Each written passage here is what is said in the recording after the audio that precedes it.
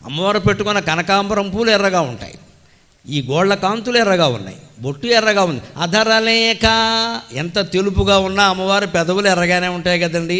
ఇంకా ఎర్రగా ఉండాలని మనం లిప్స్టిక్ పూసేసాం కదా బాగా.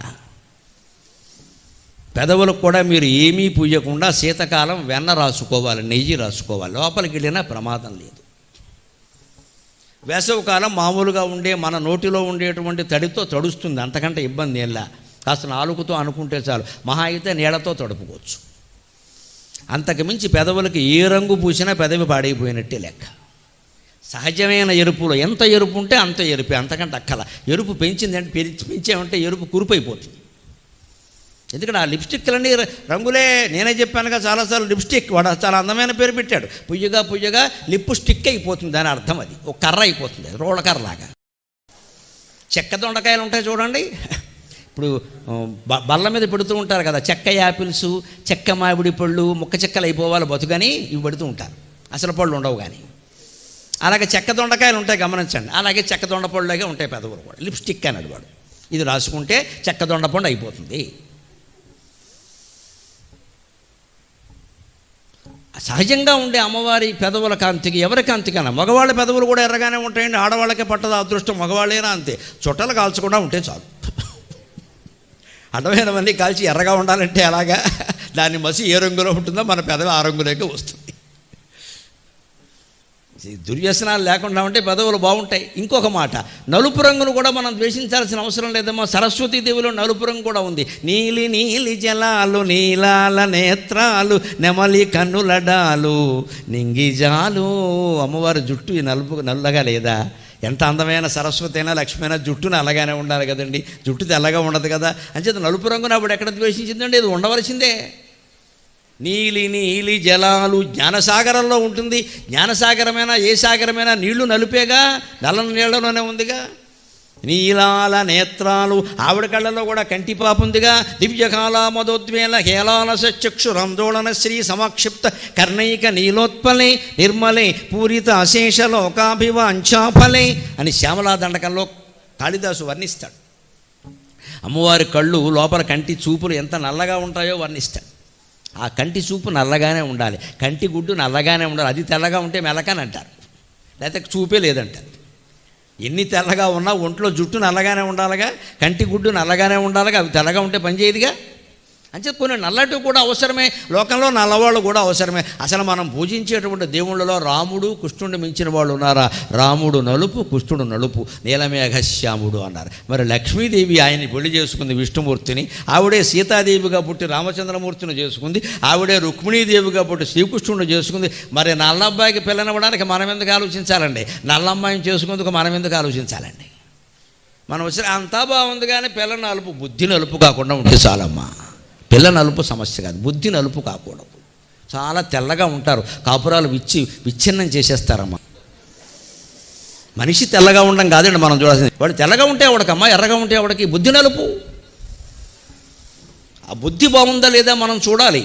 పెళ్ళికి ముందేనా అంతే, పెళ్ళి వెనకైనా ఎప్పుడైనా అంతే. మనం రంగు చూస్తామంటే పిల్ల మెరిసిపోతుంది, చేసుకో, తర్వాత కురిసిపోతుంది ఇక్కడ. అలాగనే మెరుపుని ద్వేషించాల్సిన అవసరం లేదండి. అందంగా ఉన్నవాళ్ళు అందరినీ మనమేం ద్వేషించట్లేదు ఇక్కడ. అందానికి ప్రాధాన్యం ఇవ్వద్దు అంతే లెక్క. అందంగా ఉండడం ఊరికే ఒక అరకత అంతే, చూడడానికి బాగుంది అంతవరకే, ఇంకా అంతకుమించి ఇవ్వద్దు ఇక్కడ. ఏ రంగులో ఉన్నా మనం అందంగా ఉంటాం. అందుకే అమ్మవారిలో తెల్లని వస్తువులు ఉన్నాయి, ఎర్రని వస్తువులు ఉన్నాయి, నల్లనివి కూడా ఉన్నాయి. నీలి నీలి జలాలు, నీలాల నేత్రాలు, నెమలి కన్నులడాలు, నింగిజాలు. ఆవిడ జుట్టు నల్లగా లేదా? ఆవిడ ఉండి పైన చూస్తున్న ఆకాశం నల్లగా లేదా? ఆ నెమలి ఉంది అక్కడ, నెమలి పింఛంలో నలుపు రంగులు లేవా? సరస్వతీదేవి పక్కన ఖచ్చితంగా నెమలి ఉంటుంది. ఎందుకో తెలుసా? ఈ రంగుల జీవితాన్ని అర్థం చేసుకోవాలంటే నెమలి పింఛం అర్థం కావాలి. నెమలి పింఛం అంతా మాయ, నెమలిపించం అంటే మాయ. అందుకే ఇంద్రజాలం చేసేవాళ్ళని మీరు గమనించండి. మాయ పీసీ సర్కార్ వాళ్ళు ఇంద్రజాలం చేస్తారు, గారడి. వాళ్ళ దగ్గర ఈ నెమలిపించాల కట్ట ఉంటుందండి, పెద్ద కట్ట. నెమలిపించాల కట్ట ఇంతలా ఉంటుందని మనం మొయ్యలేమండి. వాడు రామ్ డూమ్ హాంబక్ అబ్రక దబ్బర దుబ్బరక దబ్బర అంటాడు, మొత్తం ఏదో చేసేస్తాడు. అంటే ఏం చేస్తున్నాడు? ఆ నెమలిపించానికి ఉండే రకరకాల రంగులు ఉన్నాయి. నెమలిపించే రంగులు మీరు గమనించండి, నలుపు, లేత నీలం, ముదురు నీలం, ఎరుపు, అక్కడెక్కడో పసుపు, ఆకుపచ్చ, చాలా రంగులు ఉంటాయండి. కళ్ళని మాయ చేసేస్తాయి. ఈ రంగుల ప్రపంచం నిన్ను మాయలో ముంచుతోంది. స్వచ్ఛమైనటువంటి తెల్లటి వర్ణంలో ప్రకాశించే విద్య జ్ఞాన సరస్వతిని సేవించు, ఈ మాయ తొలగిపోతుంది, మాయ తొలగిపోతుందని చెప్పడానికి నెమలిని తన దగ్గర పెట్టుకుంది సరస్వతి. అదే నెమలి పింఛాన్ని శ్రీకృష్ణస్వామి శిరస్సు మీద ధరిస్తాడు. ఆ మాయని జయించాడు కాబట్టి 16,000 మంది ఆయన వెనకాల పడినా మాయలో పడ్డా. ఏకాదశి అధ్యాయంలో, భాగవతంలో ఏకాదశి అధ్యాయంలో ఉద్ధవుడు అడుగుతాడు, అయ్యా ఒక్క సంసారం చేయలేకపోతున్నాం, గ్యాస్ అంటారు, ఆధార్ కార్డు అంటారు, పాన్ కార్డు అంటారు, చంపేస్తున్నారు పట్టుకుని ఇక్కడ దాన్ని దీనికి జట్టు దీన్ని దీనికి జత. ఆ మెలకు ఉండాలంటే మాయలో పడకుండా ఉండాలి. ఆ మాయలో పడకుండా ఉండాలని నెమలి పింఛాన్ని చూడాలి. ఎన్ని రంగులు, ఎన్ని రంగులు, అన్ని రంగులతో నెమలి అందంగా. అన్ని రంగుల పింఛాలని నెమలి ఎక్కడ పెట్టిందండి? వెనకాల పెట్టిందమ్మా. మాయని నీ వెనకాల ఉంచు, నువ్వు ఆ మాయలో పడద్దు. అది నెమలి అందిస్తున్న సందేశం మనకి. శ్రీకృష్ణస్వామి 16,000 మందితో కాపురం చేశాడు కదా. ఆయన్ని ఉద్ధవుడు అడుగుతాడు, స్వామి ఇంతమందితో కాపురం చేసావు కదా, ఒక్కళ్ళతో మేము చేయలేకపోతున్నాం, ఎలా సాధ్యమైందంటే ఆయన ఏమన్నాడో తెలుసు? అపూర్వమైన సమాధానం చెప్పారండి శ్రీకృష్ణుడు భాగవతంలో. ఉద్ధవా, ఒక్కడు గుర్తుపెట్టుకో, అందరినీ ప్రేమించు, ఎవరి యందు ఆసక్తి చూపించకని చెప్పాడండి. అలా ఉంటే మనం చేయగలం. అందరినీ ప్రేమించు, ఎవరి యందు ఆసక్తి చూపించద్దు. Love everybody but don't show interest on anybody. భార్యని ప్రేమించు, భర్తని ప్రేమించు, పిల్లల్ని ప్రేమించు, బంధువుల్ని ప్రేమించు, సమస్త జీవరాశిని ప్రేమించు. ఎవరిని ఎంత దూరం ఉంచాలో అంత దూరంలో ఉంచు. ఆసక్తి చూపించద్దంటే అర్థం అది. అంత ఇంట్రెస్ట్ దేనికండి? కుటుంబ సంబంధాలు అయితే మాత్రం. ఎవరికి రోగం వచ్చినా వారు పడాలి, కానీ వారికంటే ఎక్కువ మనం పడకూడదమ్మా. అంత ఓవర్ యాక్షన్ అవసరం లేదు. దాన్ని ప్రేమ అనరు, వ్యామోహం అంటారు. మనం చేయవలసింది చేస్తాం, గట్టున కూర్చుంటాం, జపం చేస్తాం. కావాలంటే వారి ఆరోగ్యం కోసం మీరు జపం చేయండి, బెంగట్టుకోకండి. మీ కుటుంబ సభ్యులు ఎవరికో, తల్లికో, తండ్రికో, భర్తకో, భార్యకో, పిల్లలకో బాగోలేదు, వాడి దగ్గర కూర్చొని ఏడవకండి అమ్మా, ప్రమాదం అది. వాడు ఇంకా బలహీనుడైపోతాడు. వాడికి ధైర్యం చెప్పండి. ఎందుకంటే కడుపు నొప్పితోనో కాలు నొప్పితోనో బాధపడేవాడు మనం ఎన్ని చేసినా వాడి నొప్పి వాడు పడాల్సిందే, మనమేం పడలేము, ట్రాన్స్ఫర్ అవుతుంది కదా. కానీ మనం వాడి పక్కన కూర్చుని కానీ, కొంచెం దూరంగా ఉండి కానీ వాడికి బాగుపడాలి అని జపం చేస్తే తప్పనిసరిగా అమ్మవారి కటాక్షం వల్ల వాడు రోగం నుంచి బయటపడి తీరతాడు. దానికి ప్రమాణాలు 100. అది చేయడానికి మనకి మనస్సు రాదు, వాడిని చేయమని చెప్పం, మనం చెయ్యం, మనం ఏడుస్తాం, వాడిని ఏడిపిస్తూ కూర్చుంటాం. 100 రకాల వైద్యాలు చేస్తాం. అల్లోపతి, హోమియోపతి, ఉమాపతి, పరపతి, సొంతపతి మొత్తం వస్తాయి. అక్కడ వాడు తగ్గలేదు. మందులు వాడినా తగ్గలేదు అంటే దైవాధీనం అని తెలుస్తుంది లేదా? పూర్వజన్మ కృతం పాపం వ్యాధి రూపేణ బాధతే. ఒక్కోసారి పూర్వజన్మ పాపాలు భయంకరమై వ్యాధి రూపంలో బాధిస్తే తగ్గవు. నువ్వు మందులు వాడడం అంటే ఎకరాల మేడమే. దానికి జపం సాధనం, జపం సాధనం. నమశివాయ, నమశివాయ, నమో నారాయణాయ, నమో నారాయణాయ, శ్రీమాత్రే నమః, శ్రీమాత్రే నమః. ఏదో ఒక భగవన్నామాన్ని మనస్సులో మీరు జపించండి, వాడి పేరు మీద జపించండి. ఆ సంకల్పం, ఆ ఫలం వాడికి ధారపోయింది. పరమేశ్వర, నా బిడ్డ, నా భర్త, నా భార్య కష్టమయ్యా, నాకు సంసారం నడవదయ్యా, వాడిని కాపాడు అని కన్నీళ్లతో ప్రార్థిస్తే కాపాడిన భగవత్ స్వరూపం లేదమ్మా. ఇది హైందవ ధర్మం మొత్తం మీద అవగాహనతో చెబుతున్న భక్తి ప్రధానం, భక్తి ప్రధానం, భక్తి ప్రధానం. 100 మంది డాక్టర్లు తగ్గించలేని వైద్యాన్ని జపం తగ్గిస్తుంది, జపం తగ్గిస్తుంది. జపం చేయండి, ఏకాంతంగా ఉండండి, మౌనంగా ఉండండి, జపం చేయండి.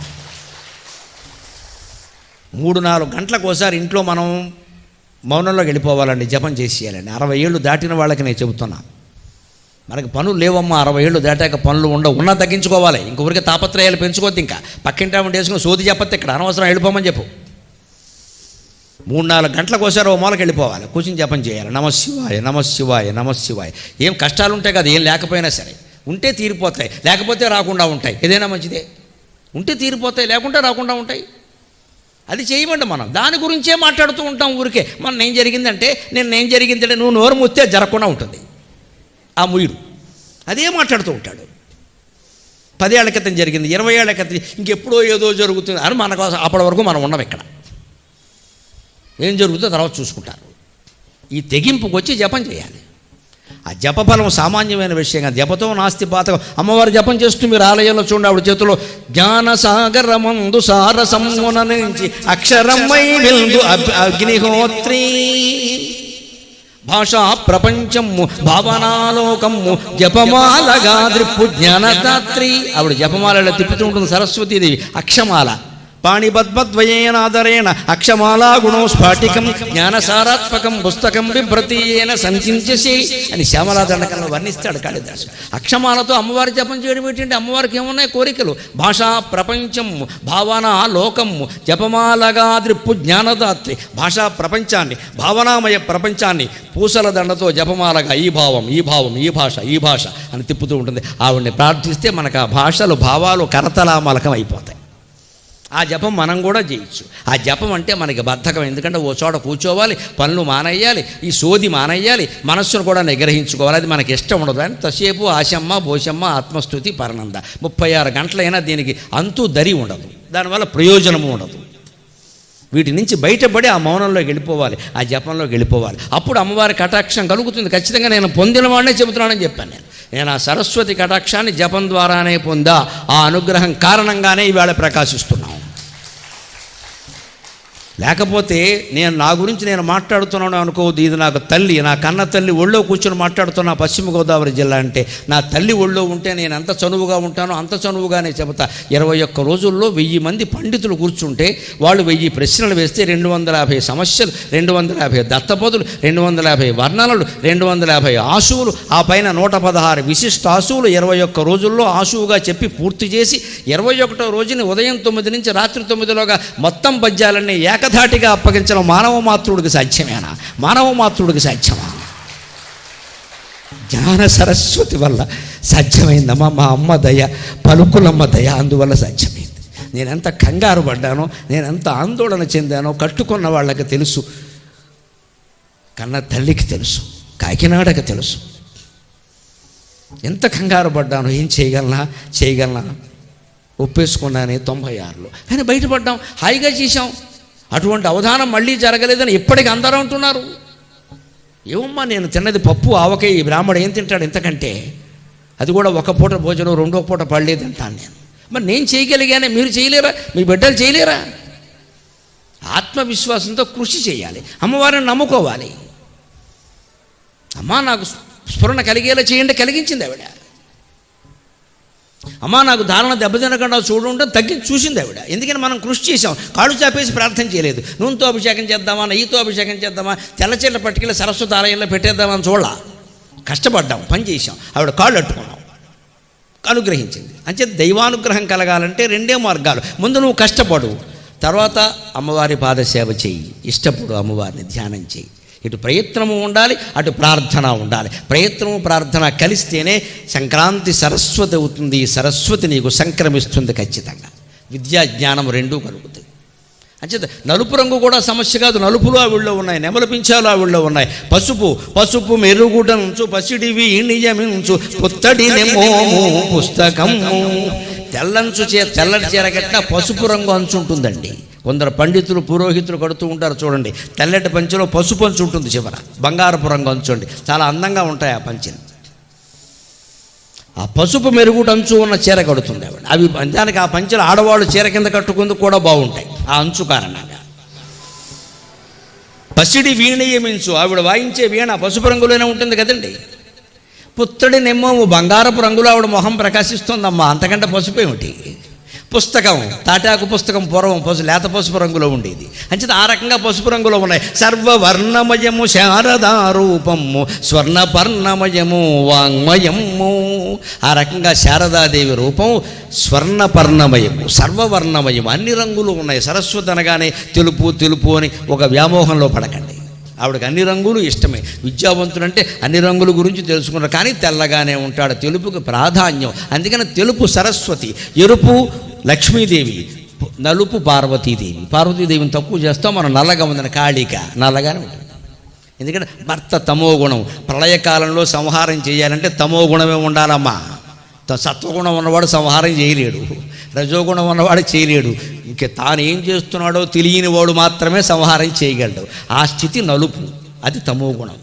అందుకని శివుడు తమోగుణం. పార్వతి ఆయన పెళ్లి చేసుకోవడం మానేయలేదే. ఆయన తెల్లగా ఉంటాడు, ఈవిడ నల్లగా ఉంటుంది. శివుడు తెల్లగా ఉంటాడు, పార్వతి నల్లగా ఉంటుంది. పార్వతి నల్లగా ఉందని ఆయన ఏం పెళ్లి చేసుకోవడం మానేయలేదే.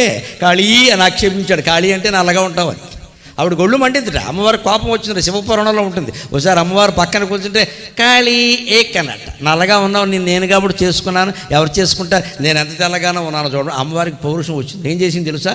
నన్ను కాళీ అంటావా, నేను తెల్లగా మారతా, తెల్లగా మారే వరకు మళ్ళీ నీ ఇంటికి రాను, పో వండుకో, క్యారేజ్ తెప్పించుకో అని పోయింది. అప్పుడు శివపురాణంలో ఉంటుంది కదా, దేవీ భాగవతంలో కూడా తపస్సు చేసింది, మహాతపస్సు చేసింది. ఆ చేసి ఆ తపఃప్రభావం చేత తెల్లగా మారింది, గౌరీ అయింది. గౌరవం అంటే తెలుగు.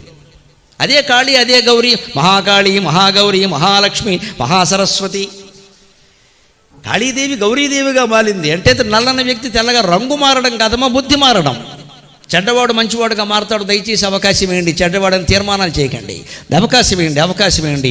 మనం అన్ని ఒక 10 అవలక్షణాలు ఒక మనిషిలో కనపడవచ్చు. 11, 12, 13 చెడ్డ లక్షణాలు పేర్చుకుంటూ పోకండి. వాళ్ళలో ఉండే మంచి గమనించండి, తగ్గిపోతుంది.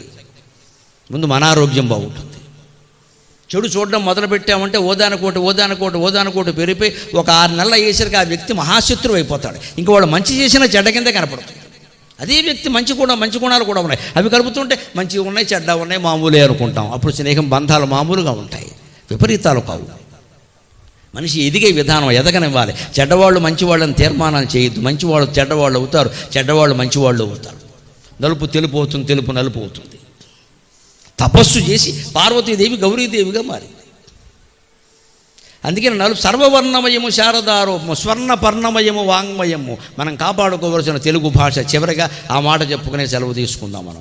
స్వర్ణపర్ణమయం, తెలుగులో ఏ కావ్యం, నన్నయ్య గారి ఆంధ్ర మహాభారతం దగ్గర నుంచి నా వరకు, నేను బుద్ధి శక్తి మేరకు రచించిన సాగర ఘోష వరకు ఏది మీరు చూసినా సరే ఆ పత్రాలన్నీ బంగార పాకుల్లో ఉంటాయండి, తాటాకుల్లో ఉండము. ఆ పద్యాలు అలా ఉంటాయి. ప్రతి పద్యం జీవితాన్ని బాగు చేసేది. అర్ణవముల పోలు ఆపదలను దాట కర్ణధారి కవుల కల్పతరువు. అర్ణవ సముద్రం అంత ఆపద మనకు వచ్చినా సరే ఆపదను దాటడానికి అమ్మవారు కర్ణధారి. నౌక చుక్కాని పట్టుకుని నడుపుతూ ఉంటారే, ఆ చుక్కాని పట్టుకున్న వాడిని కర్ణధారి అంటారు, పడవ నడిపేవాడిని. ఆవిడ మన జీవిత సాగరంలో నౌకలో మన తీసుకెడుతూ నడిపించి మన ముందుకు తీసుకెడుతుంది. అదే విద్య జ్ఞానంగా మారడం అంటే. అటువంటి అమ్మవారిని దర్శించాలి మనం ఖచ్చితంగా. అక్కడ మీరు గమనించండి. ఆవిడ మీద ప్రార్థన చేసి నేను సెలవు తీసుకుంటా. భద్రముగా కరమున చిన్ముద్రను ధరించినట్టి, భద్రముగా కరమున చిన్ముద్రను ధరించియుండి 3 గుణములను ఛిద్రంబులు గావించడి, 3 గుణములను ఛిద్రంబులు గావించడి. భద్రం మగు 3 గుణములను ఛిద్రంబులు గావించడి. భద్రం మగుమూర్తి మాకు పూర్ణ భద్రత నిడుమా, భద్రం మగుమూర్తి పూర్ణ భద్రత నిడుమా. 3 గుణములను ఛిద్రంబులు గావించడి. చిద్రూపిణి వాణి మాకు శేషల నిడుమా. భద్రముగా కరమున చిన్ముద్రను ధరించియుండి 3 గుణములను ఛిద్రంబులు గావించడి. చిద్రూపిణి వాణి మాకు శేషల నిడుమా. అంతిమంగా ఒకటే సందేశం ముగిస్తూ అమ్మవారు జ్ఞానముద్రతో ఉంటుంది. మీరు గమనించండి, ఆవిడ జ్ఞాన సరస్వతి. ఇలాగా దేవుడు దీని అర్థం, ఈ చూపుడు వేలు జీవుడు, ఈ బొటన వేలు దేవుడు. ఈ 3 వేళ్ళు సత్వగుణం, రజోగుణం, తమోగుణం. ఈ జీవుడు ఎప్పుడు ఈ చూపుడు వేలు ఎప్పుడు ఈ 3ంటితో కలిసి ఉంటుంది, బొటన వేలుతో కలవదు. మామూలుగా వేలు చెయ్యలే పెడితే ఎప్పుడు ఈ 3ంటితో కలుస్తుంది, దీంతో కలవదు. అలాగే జీవుడు కూడా ఎప్పుడు సత్వగుణంలోనో, రజోగుణంలోనో, తమో గుణంలోనో బడి ఏడుస్తూ ఉంటాడు. గుణాతీతంగా ఉండడం వాడికి ఇష్టం ఉండదు, మౌనంగా ధ్యానంగా ఉండడం ఇష్టం ఉండదు. దీంట్లోనో వేలెట్టాలి, దేంట్లోనో కల్పించుకోవాలి, వాడు జుట్టు పీకాలి, వాడు జుట్టు మళ్ళీ పీకితే ఏడుస్తూ కూర్చోవాలి. ఇలాగే ఉంటుంది మనిషి తత్వం, ఆ రజోగుణ ప్రాధాన్యం. ఇదే గుణాల్లో మునిగిపోవడం అంటే త్రిగుణాల్లో మునిగిపోవడం. ఎప్పుడు చూపుడు వేలు 3 వేళ్లతో కలిసినట్టే జీవుడు సత్వగుణంలోనో, రజోగుణంలోనో, తమో గుణంలోనో మునిగిపోయి ఉంటాడు. వాడిని ఏం చేయాలి మనం? ఈ వేలుని ప్రయత్నించి బొటన వేలుతో కలిపినట్టే, బొటన వేలు దేవుడు, అంగుష్ట మాత్ర పురుషోంతరాత్మ. జీవుణ్ణి ప్రయత్నించి దేవుడితో కలపాలి. అంటే మన మనస్సు పక్కకి వెళ్ళిపోతున్న దాన్ని వెనక్కి లాక్కొచ్చి ఏనుగుని మతపుట ఏనుగుని ఇనప సంఖ్యలు వేసి లాక్కొచ్చినట్టే బలవంతంగానైనా మనస్సును లాక్కొచ్చి పరమేశ్వరుని యొక్క పాదాల యందు లగ్నం చేయాలి. అప్పుడు ఖచ్చితంగా మనిషి విజయాన్ని సాధిస్తాడు. అటువంటి ఆత్మవిశ్వాసంతో భగవద్విశ్వాసంతో విజయాన్ని సాధించడానికి ఈయన సంక్రాంతి సరస్వతి అనేటువంటి ఉపన్యాసం ఏమాత్రం మీకు ఉపయోగపడినా నేను ధన్యుణ్ణి. నాకు ఈ 4 మాటలు నేర్పిన మా అమ్మ ధన్యురాలు. స్వస్తి.